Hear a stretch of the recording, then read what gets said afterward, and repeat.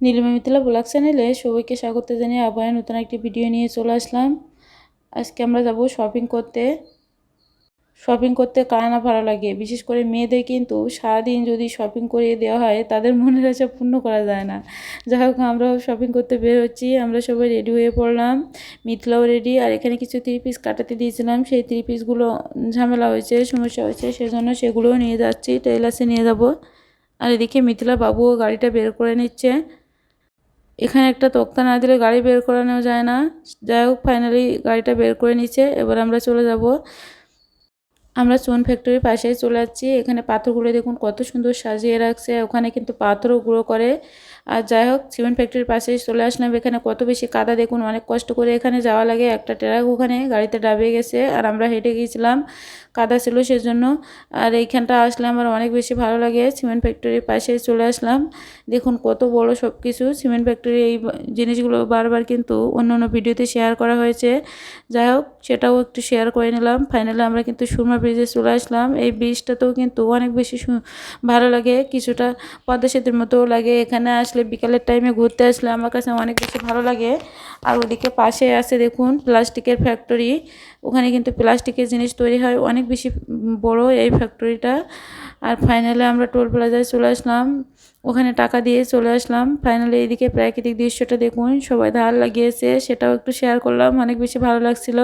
আর এদিকে মিথিলা বাবুর কি একটা সমস্যা হয়েছিল গাড়িতে, সেজন্য এখানে গাড়িটা ঠিক করে নেবে। অনেক বেশি রোদ ছিল, একটু সময়ও লাগছিল, আমার তো বিরক্ত লাগছিল, কারণ শপিং করতে এসে গাড়ি ঠিক করা, এটা করা সেটা করা, এটা আমার খুব খারাপ লাগছিল।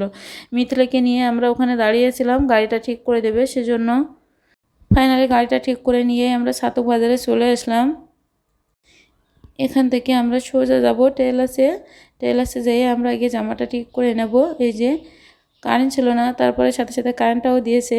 যাই হোক, অনেক বেশি ঢিলা করে দিয়েছিল এই জামাগুলো কাটাতে। মনে হয় যেন মনের মতো করে কোনো দর্জিই আমাদের জামা প্যান্টগুলো কাটাতে পারে না।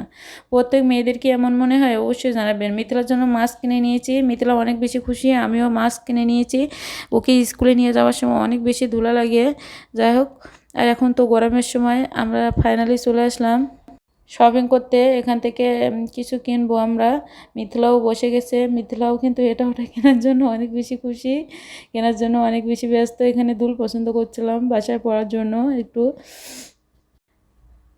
যাই হোক, এখান থেকে আমরা দুল নিয়ে আমরা চলে আসলাম, ওখানে কিছু কেনাকাটা করছি। স্বর্ণের দোকানে চলে আসলাম, এখানে দুল দেখছিলাম, কোন কোন দুল বানাতে দেওয়া যায়, দুল দেখেই চলে গিয়েছিলাম। এখানে কোনো কিছু অর্ডার করি নাই। যাই হোক, দুলগুলো অনেক বেশি ভালো লাগছিলো, এদের কালেকশানগুলোও অনেক বেশি ভালো লাগছিল, পছন্দ করছি। মনে এক সময় এসে আবার অর্ডার করে দেব, সেজন্য আর অর্ডার করিনি। যাই হোক, অনেক বেশি ভালো লাগছিলো স্বর্ণের দুলের কালেকশানগুলো। ওখান থেকে চলে আসলাম আরিফেল বেস্ট বাই শোরুমে, এখানেও থেকে কিছু শপিং করব। মিথিলার জন্য এখান থেকে দেখব কি কেনা যায়। অনেক বেশি বড় এই শোরুমটা, এখানে জিনিসগুলো যতটা সুন্দর, দামও কিন্তু ততটাই সুন্দর। দেখলেই কিন্তু বুঝতে পারছেন, দাম অনেক বেশি না, এখানে প্রত্যেকটা জিনিসের অনেক বেশি দাম। শোরুমে বুঝতেই তো পারছেন শোরুমে কত বেশি দাম নেয়। যাই হোক, এখান থেকে ভালো জিনিসটাই নিয়ে নেব। ওর জন্য একটা টেবিল কিনবো, বাইরে দাম করছিলাম 350 টাকা বলছিল, কিন্তু ততটা ভালো না, নর্মাল। সেজন্য আমরা এই যে শোরুমে চলে আসলাম। এখানে যা কিছু দেখছি সব কিছুই পছন্দ হচ্ছে। মিথিলা বাবুকে বলছি সব কিছুই কিনে নিয়ে যায়, টাকা দাও। যাই হোক, প্লাস্টিকের ঝুড়িও দেখছিলাম, কিন্তু সব কিছু অনেক বেশি দাম বলছিল। যাই হোক, শুধু মিথিলার জন্য একটা টেবিলই কিনবো আমরা, বেডের উপর বসে লেখার জন্য। ও যেহেতু এখন ছোট, বড় টেবিল কিনলেও ও লিখতে পারবে না, সেজন্য আমরা একটা ছোট টেবিল কিনে নিয়ে আসছি। আর ফাইনালি আমরা বাসায় চলে আসছি। ওই যে ওখান থেকে একটা চেন কিনে নিয়েছিল আর দুল কিনছিলাম 2টা। আর এই যে ড্রেসগুলো সব কিছু ঢিলা করে ছিল, সেজন্য একটু সেলাই দিয়ে নিয়ে আসছি। মাছ কিনছি মিথিলার জন্য, আমার জন্য আপেল কিনছে, পেয়ারা কিনছে। বাজারে গেলে এটা ওটা কিনতেই থাকি আমরা। আর মিথিলার জন্য একটা টেবিল কিনছি। মাঝে মাঝে বাচ্চাদের ইচ্ছাগুলোও পূরণ করতে পারলে তাদেরও অনেক বেশি ভালো লাগে, তাদেরও লেখাপড়ার উপর আগ্রহটাও বাড়ে।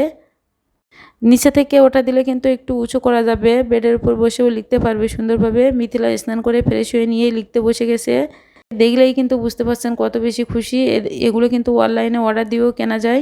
যাই হোক, আজকের ভিডিওটা এখানেই শেষ করছি। সবাই ভালো থাকবেন, সুস্থ থাকবেন। নমস্কার, টাটা, বাই বাই।